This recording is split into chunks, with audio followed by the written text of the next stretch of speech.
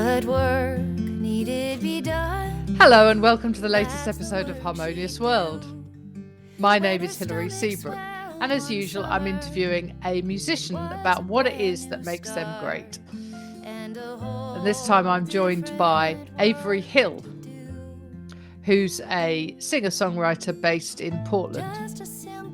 And her album, The One Who Remembers, is out now.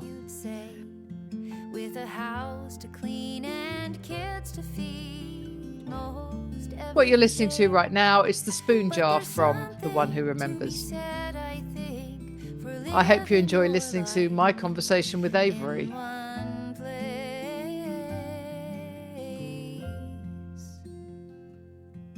When I look into the mirror, sometimes I think I see a little bit of her and who I try to be.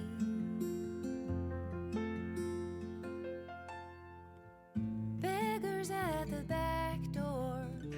So, welcome to this episode of Harmonious World. It's great to have you with me, Avery.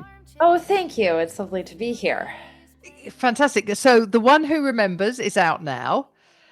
And it's a very interesting album, and I want you to tell me about when it was written and when it was recorded and everything. Sure. Well, the seeds of it actually came a long time ago. I released my first full-length album in 2015, and it wasn't too long after that I had not this exact set of 8 songs, but pretty close to it. And I even went into the recording studio and, recorded just some very basic demos of them. And then I had my son, Oscar. And as any parent will tell you, when a baby comes into the mix, all of your life's plans sort of go out the door. And add on to that, of course, a global pandemic. So it was, let's say, a left turn and a very big kind of U-turn to come around to these songs again. But I think over time, I realized that I love these songs so much more now than I did then. I have a totally different relationship to them now because they did see me through all of that turmoil. So I feel like they are better recordings now for having waited to record them. Right. Yeah, it's interesting. I speak to a lot of artists about, their latest album, etc. And there's often that sort of journey where you've worked on songs for ages and they've just not quite been right. So you put them to one side, and then when you come to them again and you're in a different place or you're with different other musicians or, whatever it is, they're just so much better. Mm-hmm. Well, then I have to credit the engineer on this album, Steve Drizos. I was in the studio with him and his wife, Jenny, who's also very involved in the recording as well, playing a lot. And I had a whole bunch of songs. Actually, I realized I had kind of 2 albums worth of songs. And I kept coming back to these as sort of a concept, they kind of hung all together. And I said, I wrote these so long ago. I feel like I'm sort of done with them. And he just said, well, maybe they are not done with you. And that's good. Said, get this man a therapy degree. No, it was just it was wonderful to have him offer that perspective and to say, like, yes, I think this was a really nice way to put these songs, not to bed per se, because now they get to be out in the world, with everybody else. For myself, to find a bookend for them was really important. And I'm glad I got to do that. Yeah, and it really is. It's a lovely album. So it sort of seems to be a sort of personal story. There's something going on there. So talk me through some of the songs. There's definitely a story. So I grew up listening to a lot of family stories. I was very blessed to have a lot of talky people in my family who tell stories about these delightful characters. And that was mainly the focus of my first album, writing, getting the stories into song of my ancestors, people that I didn't know, but whose stories had sort of impacted my life in some way. This album is much more about the stories of my own childhood that I have gone back to, and that provide that kind of well of strength that we need as we move through life. We realized that, or at least for me, I realized that through the challenges of parenthood, the pandemic, and then in the middle of that, I got divorced as well. I really found myself leaning back on these stories from my own childhood, the people who raised me, the love I felt from them, and sort of those, not that there weren't times of trial there as well, but sort of taking these memories and allowing them to give me strength to get through this next period. That was sort of the writing of it. The recording of it was a fun way to think about what does it sound like to remember something? Because so many of our memories live with us on an everyday basis, and it doesn't take much for that portal to be opened. Sometimes it's a sound, sometimes it's a physical object, sometimes it's something that you say to your child and your own mother comes out, you know. You never really know. It can be any number of things. And for the listener, that's what I wanted to capture. So there are a series of songs, but also little interstitial tracks that kind of set the scene for where this memory might come forward. And ultimately, it's also a song, an album for my son of memories that, the same way that I would tell him stories about when I was young. These are ways of capturing those memories in artistic form for him to have moving forward too. Eventually, he'll get there. He still needs to. Yeah. You're a guitarist, right? Yes. I think you've got a very interesting style that is folky but poppy but a little bit jazz as well. So, how did you find that? Oh, that's such a great question. Well, I love to tell this story because I have so much distance from it now. So I grew up with boomer parents, and there are a lot of ways in which I feel much more tied to the music of baby boomers than to my own generation. That is until I discovered the singer-songwriter folky movement of the late 90s and the more independent music scene. But growing up, I listened to a lot of Beach Boys, a lot of Joni Mitchell, some. I later discovered Kate Wolf, but a lot of it was from that sort of oldies station in the radio. Basically, is what I was listening to as a kid, and I decided when I was about 14 or 15 that when I grew up, I wanted to be one of those hippies from the 60s who played the guitar and wore the flowy dresses, and I had to remind myself time doesn't work that way. Like you don't go back. No. But we all have those aspirations as young people. But that was how I ended up with a guitar because I wanted to play John Denver. I wanted to play James Taylor. I wanted to play Joni Mitchell songs. And so that was where I started. And then I went to see Dar Williams play, who was more of my time and generation. And that really blew open the doors of what songwriting could be. That wasn't just playing other people's styles, that was finding my own voice. And then much later, over the past 10 years, I've become a music teacher. I write mostly with the guitar, but I teach a lot of ukulele because it's such a lovely, accessible instrument. And through teaching, I've learned more jazz, I've learned more blues, I've learned a wide variety of traditional folk from around the world. And that, of course, also finds its way in. So it's a real melting pot of lots of phases of my life and lots of opportunities to learn, which is my favorite thing about music. Well, absolutely. My first guest on Harmonious World, and in fact, I interviewed her again just a few weeks ago, is Lila Bialy. Do you know Lila? I don't. Okay, so she's incredible. Check her out because I will. she is really interesting. And I think she's got a similar kind of philosophy to you. She's a pianist, not a guitarist, but her songwriting is very much her way of kind of expressing her stories, her emotions, her relationships, all of those things, which is, I think, the things that you're talking about. She's a very interesting woman. So you should check out the episode where I spoke to her. Oh, absolutely. I would love to listen. Yeah.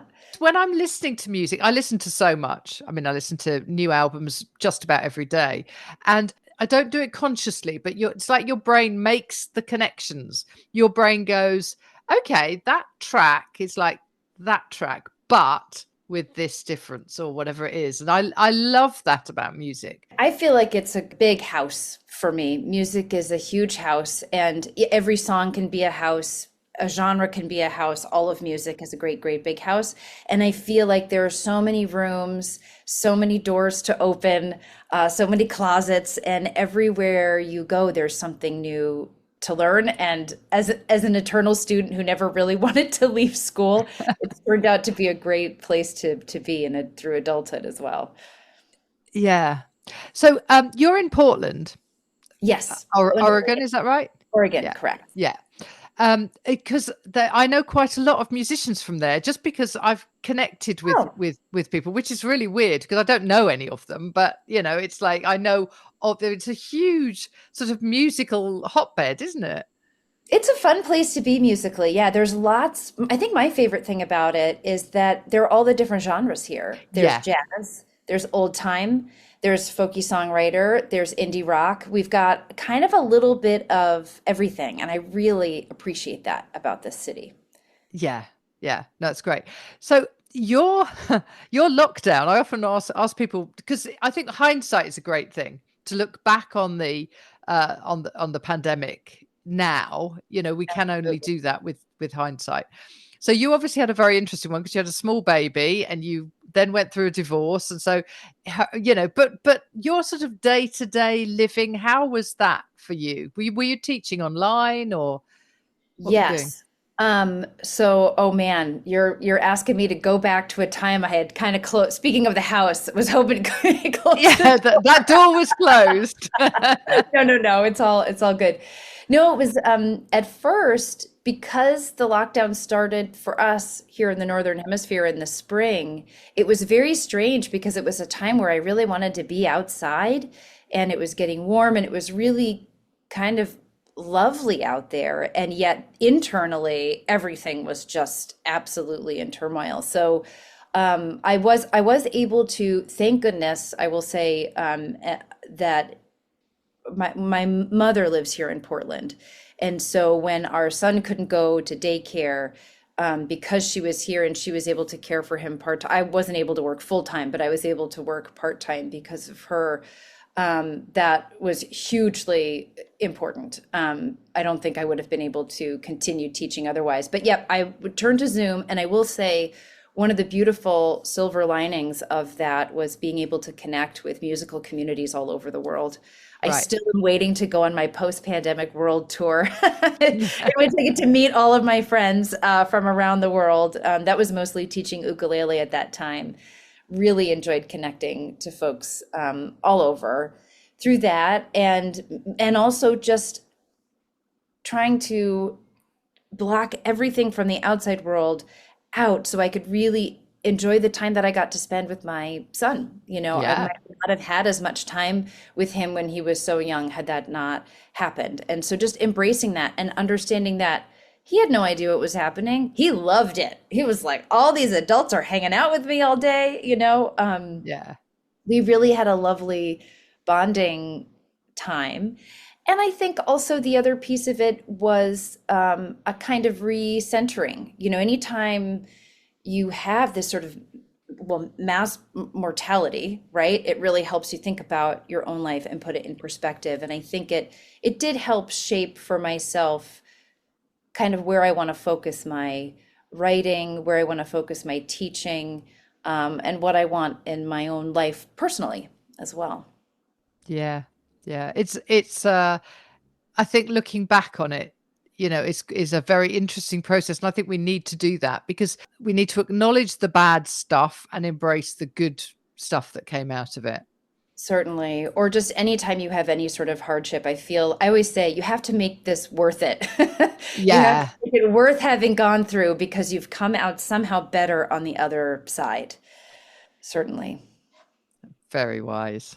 Well, well, thank you so much. It was a real pleasure talking to you, Avery. Wonderful to talk to you too, Hillary. Thank you so much for having me.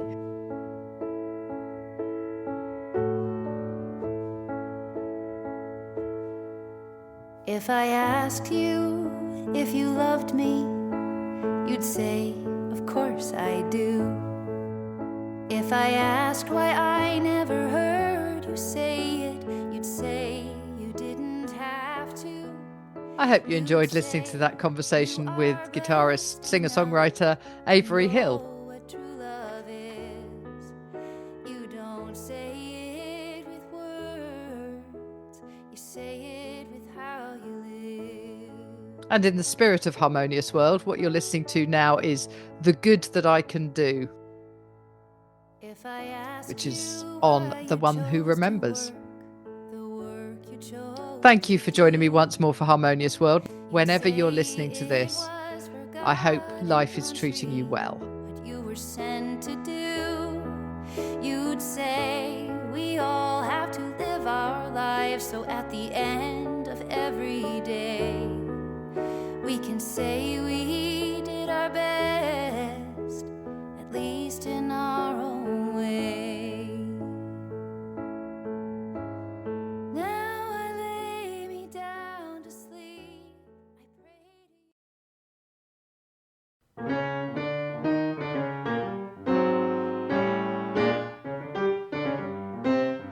you. Thank you for listening to the latest episode of Harmonious World. My name is Hilary Seabrook, and it's a great delight to bring this series of discussions with musicians and composers and writers and all sorts of people to you. Obviously, there's no point in having a podcast if people aren't listening, and I'm very grateful to my listeners for doing so. Thanks also to Joe English for composing and performing this new theme tune. So wherever you get your podcast, you can leave a review. You can share this with your friends and family, either as a link or on social media and that sort of thing. I'd be really grateful for that. Don't forget that you can subscribe now. There's a link wherever you get your podcasts. So have a great week, and please remember why I started this, which is just to try and make the world a little more harmonious. Thanks for listening to Harmonious World.